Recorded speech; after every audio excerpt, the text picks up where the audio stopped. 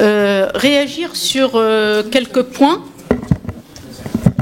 Bon, sans être très longue, parce que il y a la question des réseaux sociaux, il y a la question de la faiblesse de l'offre partisane, de la crise, et puis il y a cette question de l'effet du mouvement du 20 février, et très très peu de choses sur la question du développement, parce que c'est vraiment pas mon champ de compétences. Pour la question des réseaux sociaux, voilà, je pense que je suis tout à fait d'accord avec ce qu'a dit Moudden. C'est sûr que enfin, la position de ce qu'on a appelé les cyber-utopiques, enfin même des grands chercheurs à un moment donné, ils ont dit voilà, maintenant grâce à un seul clic, on n'a plus besoin du que faire de Lénine. On n'a plus besoin d'organisation. Voilà, il y a ce côté magique, il y a ce côté, mais ça devient une boîte noire. Et donc en effet qui nous amène à oublier que bon, c'est vrai que les grandes révolutions technologiques ont toujours accompagné les grandes transformations politiques, que ce soit le chemin de fer ou l'invention de l'imprimerie, voilà, ou inversement, le télégramme ou des choses comme ça, mais ce sont des outils, ce ne sont pas des agents, ce sont des outils importants qui réduisent les distances, qui favorisent une plus grande communication, une plus grande instantanéité. Mais c'est un petit peu comme l'effet de l'externe. C'est comme l'effet des facteurs externes. Si c'était tellement surdéterminant, on devrait voir une sorte de ce qu'on appelle d'avoir une théorie des dominos. C'est-à-dire on a des tabula rasa et puis on a une sorte de rouleau compresseur exercé par l'Internet ou par les facteurs externes. Or, ce n'est pas le cas. Donc on voit très très bien que du fait de la complexité du réel, bon, on a tout ça, ça vient s'ajouter à d'autres choses et il est très très difficile de voir qu'est-ce que ça peut donner. C'est-à-dire on peut pas dire qu'on va avoir quelque chose de révolutionnaire. Et en effet, les régimes se sont très très vite adaptés et continuent à s'adapter. La question de l'autonomie de l'espace digital, pour moi, c'est vraiment quelque chose qu'il faudrait démontrer. J'en suis absolument pas convaincue. La plupart des acteurs recourent à différents outils à disposition. Et Husseima est irréductible à Internet ou à WhatsApp. C'est des outils importants. Mais ceux qui ont travaillé là-dessus montrent l'importance de réseaux réels dans l'espace physique. Donc, quand je vois les questions des douars, là aussi, c'est pas juste un clic. Il y a une très forte articulation entre ce qui est dans l'espace physique, dans l'espace de sociabilité, et puis le digital. Deuxième point, la question donc des partis politiques. Je l'ai un petit peu abordé. Moi, je reprendrai un peu ce que tu disais, la question de l'effet système. Et je reprendrai même une formule que tu avais, Ali, évoquée dans ce papier sur la technocratie versus démocratie, qui reste pour moi d'actualité, de ce mythe de la gouvernance dépolitisée, hein, pour citer cette formulation que tu as utilisée. Pour moi, on est dans un effet système, donc et ce mythe avec l'assentiment d'une fraction des élites, très important, parce que ça permet justement à ceux qui n'ont pas de capital collectif, qui ne peuvent pas se faire élire, des technocrates, sociétés civiles, voilà, d'avoir une place importante dans la fabrique de la décision. Donc voilà, je parlais de lieux neutres, donc on a des lieux comme ça qui permettent de soustraire d'importantes décisions à ceux qui sont là parce qu'il y a eu des scrutins. Et quelque part, pour moi, ça c'est un outil Et ce dispositif même de cette vieille ancienne de délégitimation des partis, de faiblesse, d'absence. Je sais pas, moi, je relisais des vieux documents dans la justification de la création de le RNI ou l'UC, on retrouvait déjà les mêmes argumentaires. Donc, c'est aussi un récit qui vise à masquer quelque chose de très très important, une lutte de classe et une lutte au sein des élites, entre des fractions de l'élite. Et là aussi, les petites anecdotes, je vais faire comme Tosi. La maîtrise de certains codes par la femme de Bunkeren ou par Bunkeren ou pas.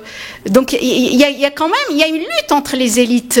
Est-ce qu'ils sont dans certains réseaux ou pas? Est-ce qu'ils savent parler un certain langage ou pas? On est dans une lutte entre élites et on est dans une lutte de classe, mais qu'on masque avec avec ces épouvantails de attention, on est menacé par l'incompétence, ou la attention, on va remettre en cause notre mode de vie, le modèle marocain, ou la attention, le chaos.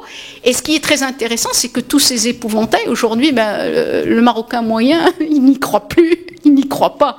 C'est-à-dire, c'est clairement de plus en plus perçu comme un moyen d'entraver l'universalisation réelle du suffrage.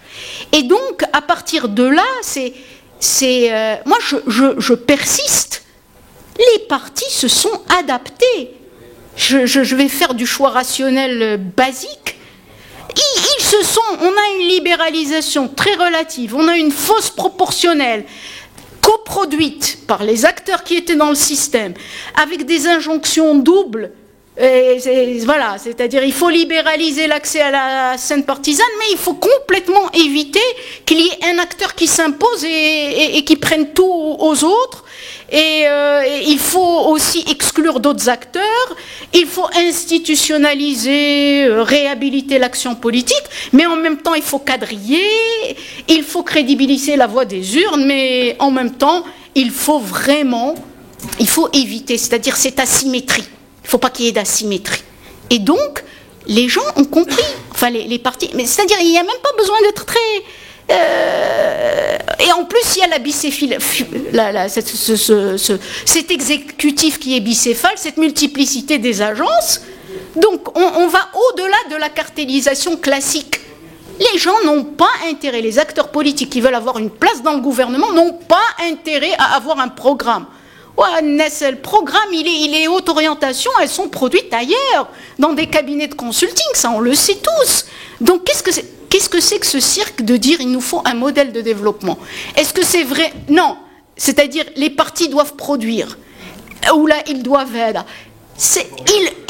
D'abord, ils n'ont pas intérêt à produire. La première chose qu'un Premier ministre, après Yousfi, peut faire, c'est qu'il applique les orientations. C'est un bon exécutant ou un mauvais. Donc, il faut savoir. Donc, et là, il n'y a pas intérêt, si on veut faire partie d'une coalition, d'avoir un marqueur idéologique. Au contraire, il faut laisser la possibilité à faire une coalition, que ce soit au niveau municipal ou au niveau national. Donc il ne faut pas se distinguer. Et donc on a réellement un affaiblissement de la compétition intrapartisane et c'est une conséquence logique. La compétition est au sein, enfin la lutte est à l'intérieur des partis.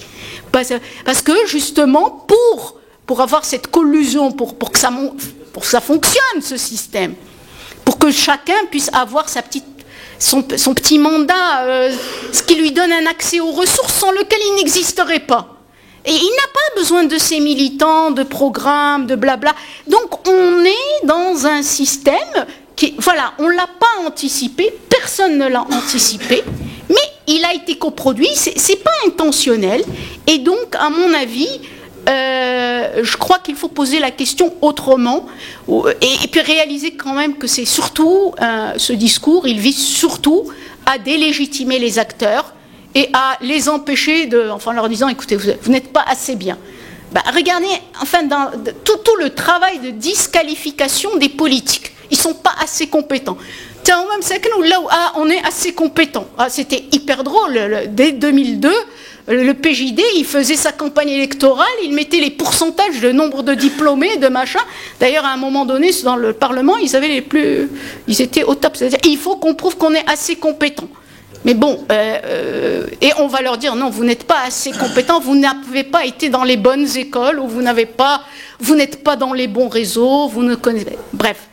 Donc ça, si on veut penser un modèle de développement, je pense, déjà, je ne sais pas comment on peut le penser, parce que qu'est-ce qu'on va en faire? Quelle est l'agency? Excusez-moi, bon, ce qu'on voit, en revanche, c'est qu'il y a des processus de néolibéralisme, comme en Égypte, comme en Tunisie.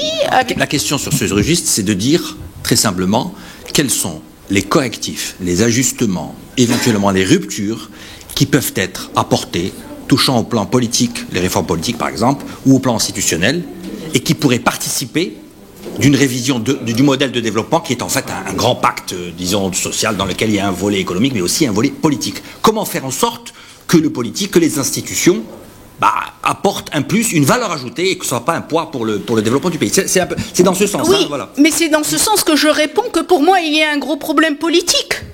Un gros problème politique avec beaucoup de réseaux de copinage, de collusion, mais de manière très très rationnelle.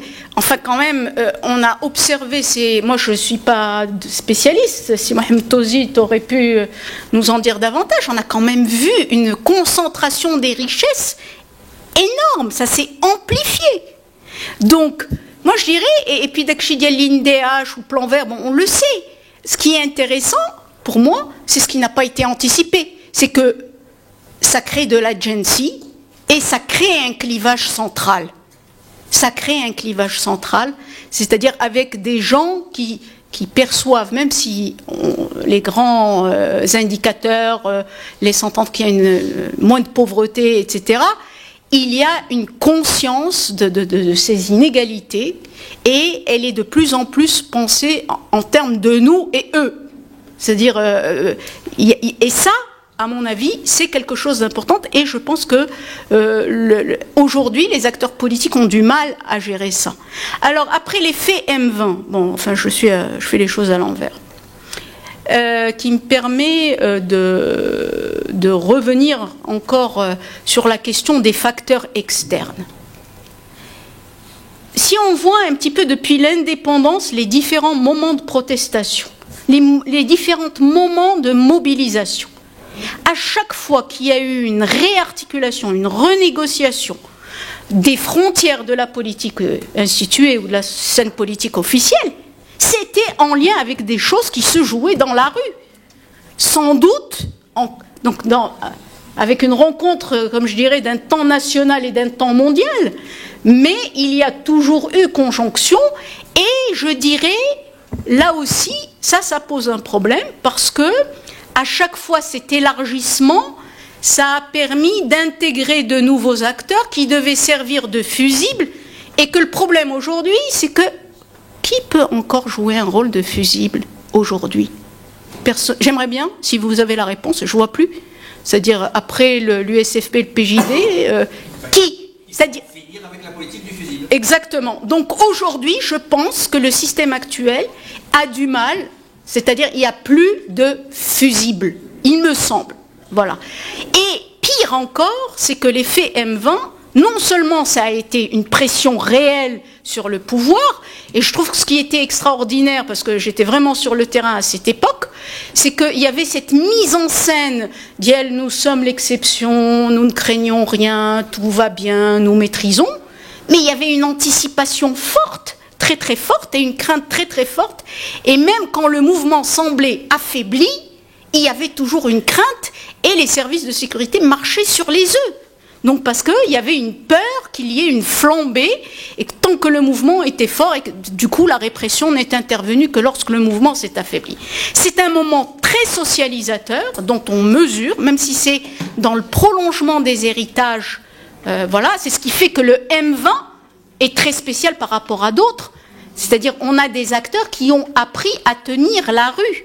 Donc c'est cette question d'autolimitation, elle était partagée, aussi bien chez le régime, enfin chez les autorités, que chez les acteurs eux-mêmes. Ils étaient très très fiers. Vous vous rappelez quand même des moments avec l'USFP, enfin les grèves générales, où il y avait ce chantage, vous ne savez pas faire une grève civilisée, et donc c'était tout un enjeu d'apprendre à faire une grève civilisée, à faire une manifestation civilisée. Et bien maintenant, même les gens sont capables de faire tout seuls. Donc c'est sûr que cette intériorisation, cette forme de pacification qui est liée à ces autolimitations mutuelles, elle donne à voir une histoire marocaine, une trajectoire marocaine. Après, pour moi, 2011, c'est la fin de la hiba. Et encore plus, et je trouve quand même que cet été-automne, on est arrivé à un seuil inédit des attaques frontales de la figure royale. Et c'est très inédit. Et là aussi, j'ai le sentiment qu'il y a comme une forme d'impuissance face à ces manifestations-là qui sont irrépressibles. C'est terrible quand même, c'est des choses qui étaient inimaginables. Donc ça, c'est un problème qui rejoint la question des appareils de coercition, de ce que tu dis sur l'administration, c'est-à-dire cette fragilité, cette vulnérabilité,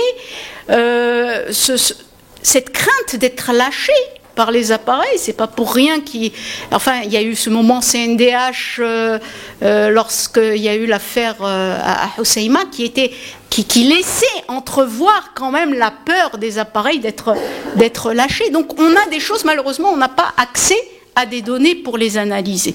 Mais on est dans une autre séquence, mais qui, en termes d'action, rend difficile le que faire. Et donc le que faire, je pense aujourd'hui, il est à un moment donné où le schéma dominant dans les mobilisations, c'est d'associer le Mrzen comme et ses extensions et les élites, c'est-à-dire que le roi il fait partie des élites aujourd'hui. Il est perçu comme faisant partie des élites. Eh bien, cette association de ce Mrzen et ses extensions et ces élites à de nouveaux colons, c'est quelque chose qui doit nous interpeller justement pour réfléchir à la question du développement. C'est-à-dire, peut-on penser un modèle ou une sortie? Enfin, franchement, moi, je me sens complètement incompétent dans ce domaine, mais je dis, est-ce que c'est envisageable sans penser une refonte du système politique et une refonte des systèmes de la répartition des richesses? Bon, mais ça, je ne fais pas partie de ceux qui pensent qu'on accouche les révolutions, je pense qu'elles adviennent. Merci.